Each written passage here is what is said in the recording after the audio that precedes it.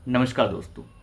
भारत के सभी संपन्न मंदिरों में से एक संपन्न मंदिर तिरुपति बालाजी मंदिर, जिसकी संपत्ति 2.5 लाख करोड़ रुपए से भी ज़्यादा है। यानी वो लगभग 30 बिलियन अमेरिकी डॉलर से भी ज़्यादा की संपत्ति रखता है, जिसके बैंक अकाउंट में 16,000 करोड़ रुपए से भी ज़्यादा है, जिसके पास कई टन सोना है। लेकिन उस मंदिर के अंदर जो है चर्बी वाला प्रसाद बिक रहा है। जानवरों की चर्बी वाला जो प्रसाद है वो बांटा जा रहा है। ऐसी बड़ी साजिश क्यों रची गई और इस मंदिर की ऊपर ऐसे लोगों को क्यों बिठा दिया जो हिंदू हैं ही नहीं? किसी मंदिर के प्रशासन को गैर हिंदुओं के हाथों सौंपने वाली साजिश कैसी है, इसके बारे में चर्चा करेंगे और साथ ही साथ जानेंगे कैसे असुद्दीन ओवैसी ने यह साबित कर दिया कि मुसलमानों के वक्फ बोर्ड ने हमेशा लूट खसूट की है। ओवैसी ने कैसे बताया कि उत्तर प्रदेश की 1,12,000 संपत्तियां जो वक्फ बोर्ड के पास हैं सभी की सभी गैर कानूनी हैं, सभी की सभी के ऊपर कब्जा कर रखा है हमने। जो लोग ये कहते हैं कि मुसलमान सबसे गरीब है, गलीच है, कुछ नहीं है उनके पास, 1 रुपए की चीज़ नहीं है, सबसे गरीब है, दलितों से भी पिछड़ा है, अति पिछड़ों से भी पिछड़ा है, उन लोगों के पास 1995 के पास इतनी संपत्तियां कैसे आ गई? तो कांग्रेस के काले कारनामों को भी असुद्दीन ओवैसी ने सामने दिखाया है। इसके बारे में भी थोड़ी चर्चा करेंगे। पहले इसी के बारे में थोड़ी चर्चा कर लेते हैं। असुद्दीन ओवैसी ने अपने भाषण में यह साफ कहा है, क्योंकि असुद्दीन ओवैसी जो ज्वाइंट पार्लियामेंट्री कमेटी जो बनी हुई है वक्फ बोर्ड अमेंडमेंट बिल के ऊपर, उसके सदस्य भी हैं। तो उसके सदस्य होने के नाते उन्हें सब नंगे ही पता है कि हम कहाँ कहाँ से नंगे हैं और कहाँ कहाँ हमारे शरीर पे कपड़े हैं। उन्होंने ये साफ कहा है कि उत्तर प्रदेश के अंदर वक्फ बोर्ड की लगभग 1,21,000 प्रॉपर्टीज़ हैं, जिसमें से लगभग 1,12,000 प्रॉपर्टीज़ के तो कागज़ ही नहीं है हमारे पास। अंदाज़ा लगा के देखिए। 1995 में बने कानून, जो कानून बनाया गया, उस कानून के अंदर तरह तरह के जो है ड्रामे लिखे गए कि वक्फ बोर्ड को ज़्यादा अधिकार दे दिए गए। उसके बाद से वक्फ बोर्ड की संपत्तियाँ बहुत ज़्यादा बढ़ गई। अब 1,12,000 संपत्तियों के कागज़ आपके पास नहीं है। इसका मतलब क्या है?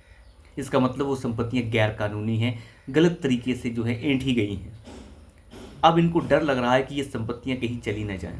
अगर आपको किसी ने संपत्ति दान की है तो उसका कागज़ पत्र तो होगा तुम्हारे पास, क्योंकि 1995 से पहले तो वो संपत्तियां आपके पास थी नहीं, उसके बाद ही आई हैं। तो उसके बाद तो लोगों के पास कागज़ होते हैं। मोदी के द्वारा दिए हुए 1 किलो चावल को लेने के लिए अगर मुसलमान कागज़ लेके जा सकता है, तो फिर आपको कागज़, वक्फ बोर्ड को कागज़ ये भी दिखाने होंगे कि आपके पास 1,21,000 संपत्तियां उत्तर प्रदेश में कहाँ से आई।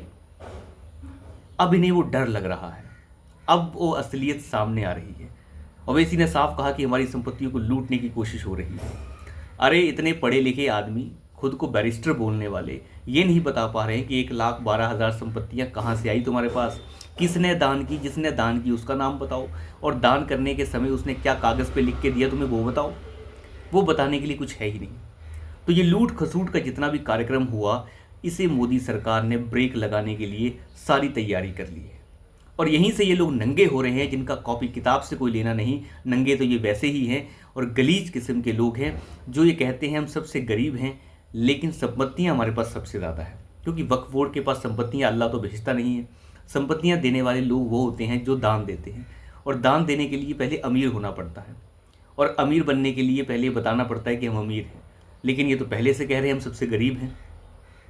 और चलिए मान लिया आप अमीर हो भी गए, तो आप संपत्तियों के कागज़ तो दिखाइए, किसने दान दिया आपको? दान दी ही नहीं, कब्जे कर लिए इन लोगों ने।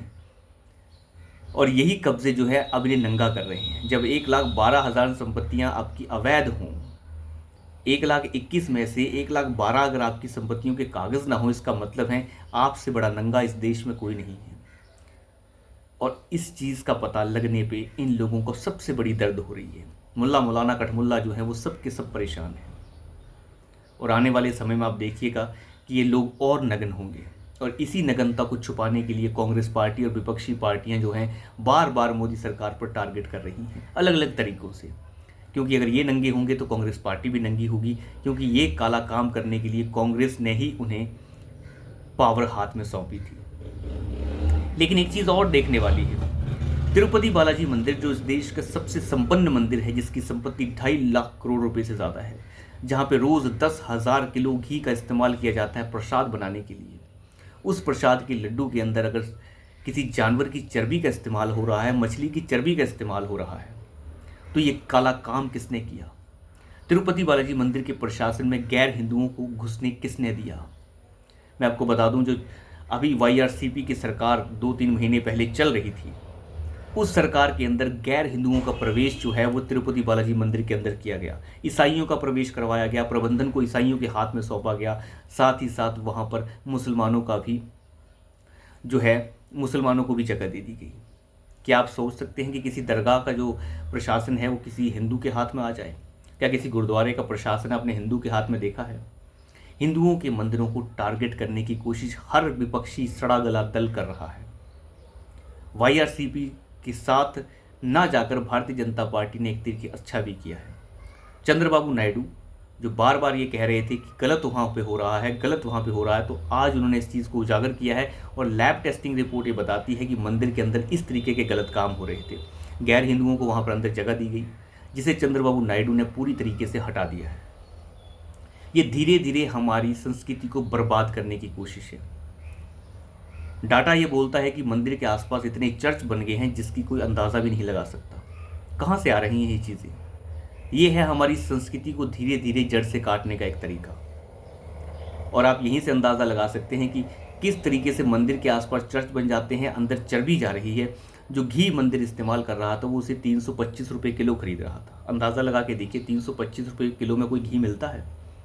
इसका मतलब गलत तरीके के कॉन्ट्रैक्ट गलत लोगों को दिए गए और भ्रष्ट धर्म को भ्रष्ट करने की कोशिश की गई। एक वक्त था जब कारतूस के ऊपर गाय का गोश्त लगाने की बात होती थी, गाय की चर्बी लगाने की बात होती थी, जिसके खिलाफ आंदोलन भड़क गया था और मंगल पांडे ने यह बता दिया था कि ये आंदोलन और आगे बढ़ेगा।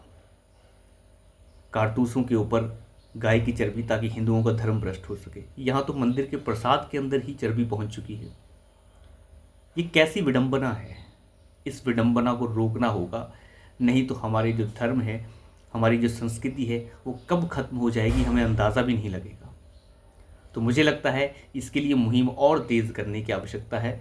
जांच हालांकि बिठा दी गई है, नया टेंडर जो है वो भी नई कंपनी को दे दिया गया है, लेकिन ये जो साजिश है उस साजिश को हम कभी भी नज़रअंदाज नहीं कर सकते। ये बहुत बड़ी साजिश है।